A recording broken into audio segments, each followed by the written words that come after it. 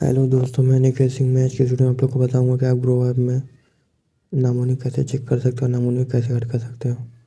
आइए सबसे पहले नाम ग्रो ऐप को ओपन करेंगे। जैसे ही ग्रो ऐप को ओपन करेंगे हमारे पास कुछ ऐसा इंटरफेस आ जाएगा।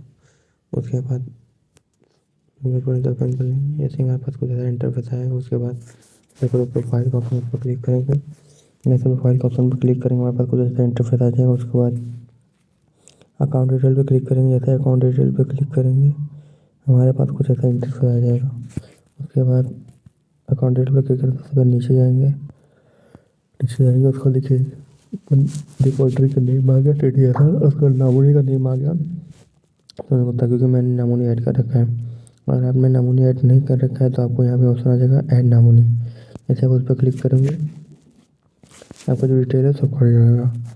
आप इस तरीके से ग्रो ऐप में जाकर ईमेल आईडी को और नामोनी को ऐड कर सकते हैं। वीडियो पसंद आई तो लाइक करें, कमेंट करें।